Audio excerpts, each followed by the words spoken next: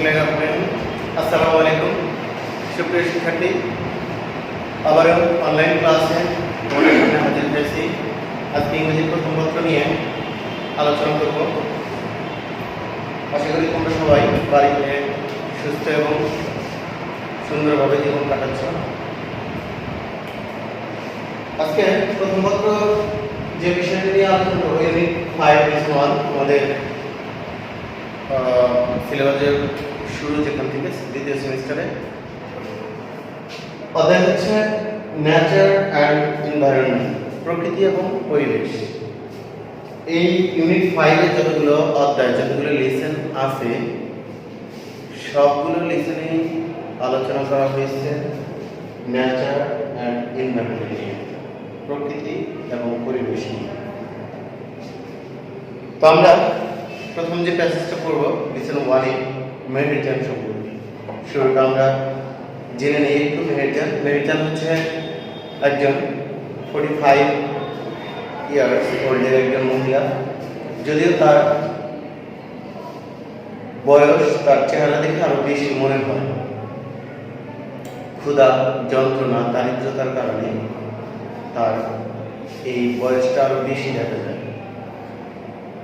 সে সিরাজগঞ্জ প্রতিরক্ষা বাঁধ অর্থাৎ সিরাজগঞ্জ শহর রক্ষা বাঁধ, যেটা যমুনা নদীর তীরে অবস্থিত, বাঁধের উপরে সে বসবাস করে একটা কুড়ের ঘরে, একটা পলিথিনের ছাড়া একটা ঘরে, যেটা দেখতে একটা পাখির খাঁচার মতো মনে হয়। একসময় তার সব কিছু ছিল নদী ভাঙনে, সে যমুনার নদী ভাঙনে সে সব কিছু হারিয়েছে। তার সম্পদ, যে সম্পদগুলো ছিল, তারপরে রোগ শোক, এগুলাই তার পরিবারকে সে হারাইছে। এখন সে সকল যন্ত্রণা নিয়ে একাকি বসবাস করতেছে।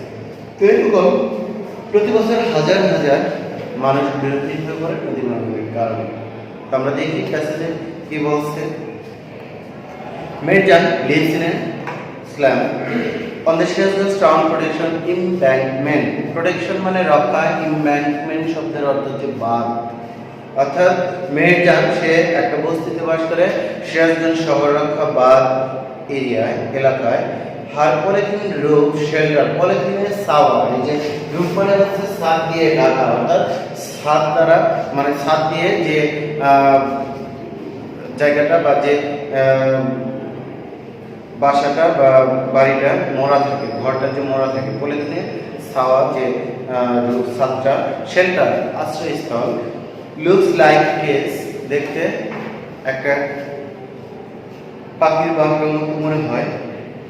She is nearly 45 but looks more than her age.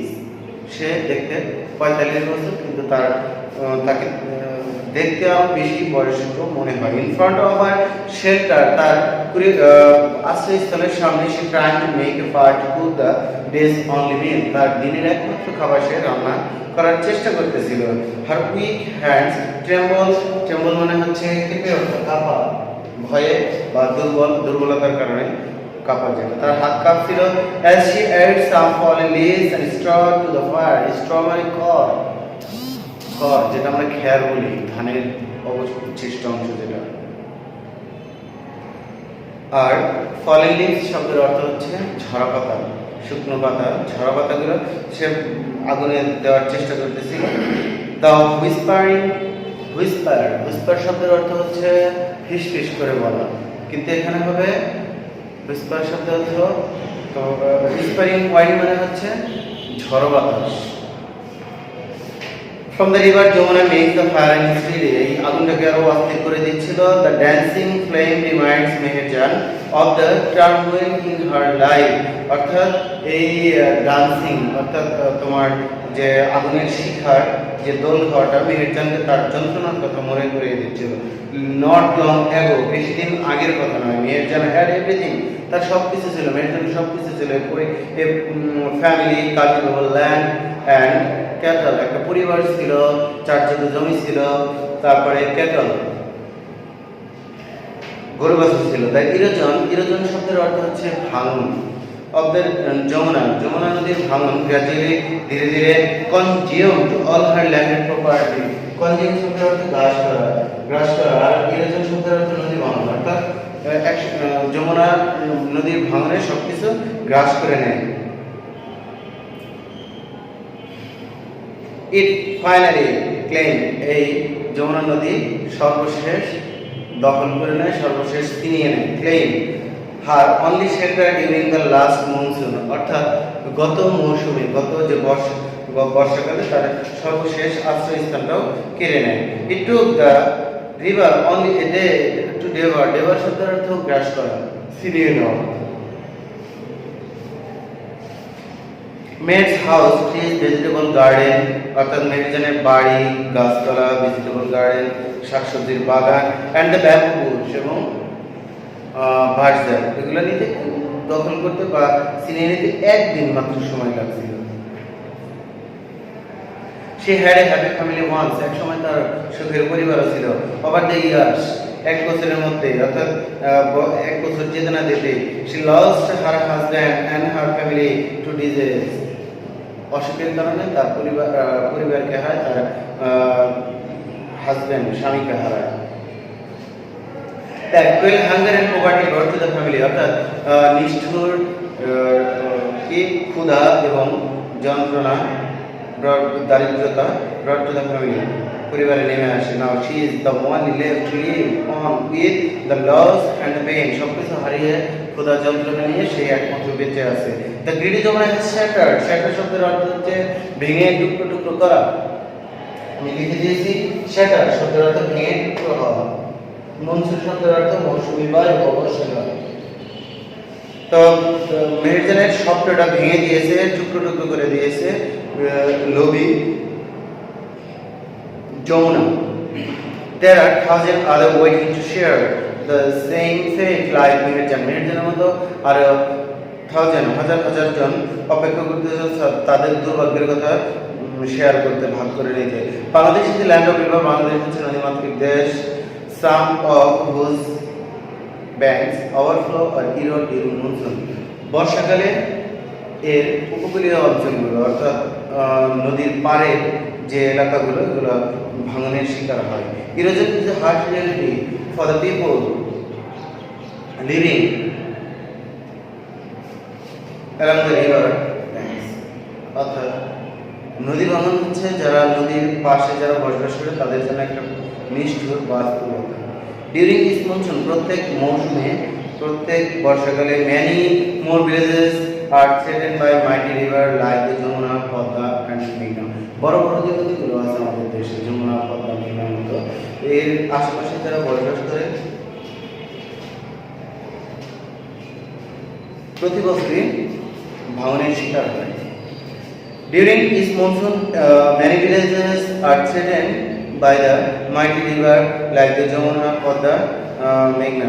It estimated, estimate শব্দের অর্থ হচ্ছে ধারণা করা। It estimated ধারণা করা হয় river erosion makes at least 1 lakh people homeless every year in Bangladesh. বাংলাদেশে প্রায় 1 লাখ মানুষকে গৃহহীন করে তোলে। প্রকৃতপক্ষে river erosion is one of the main danger caused by climate change. অর্থাৎ তাহলে আমাদের কারণটা বের হয়েছে যে নদী ভাঙন কেন হয়। Why does river erosion, river erode? নদী ভাঙন কেন হয়? নদী ভাঙন হয় একমাত্র জলবায়ু পরিবর্তনের কারণে।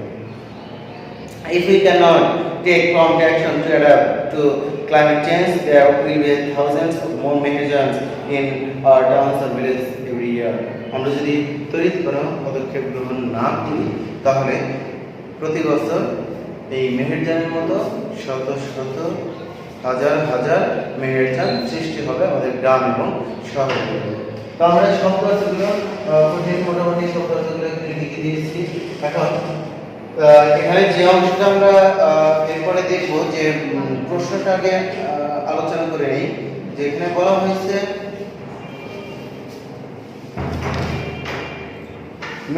why does Meherjaan look more than her age? কেন মেহেরজানকে তার বয়সের চাইতে আরো বেশি মনে হয়?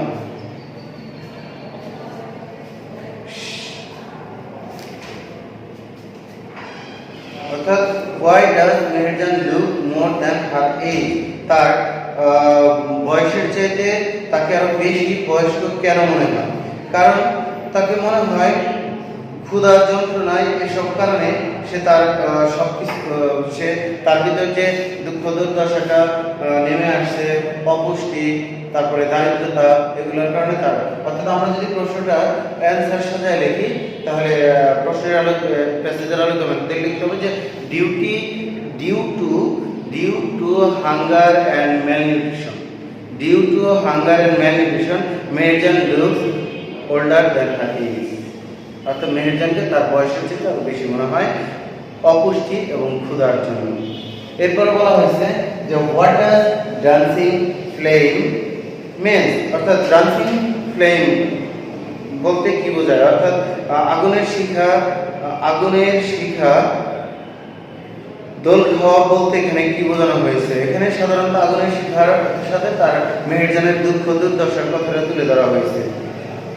The dancing flame means the flame that is hampered by the wind coming from the river.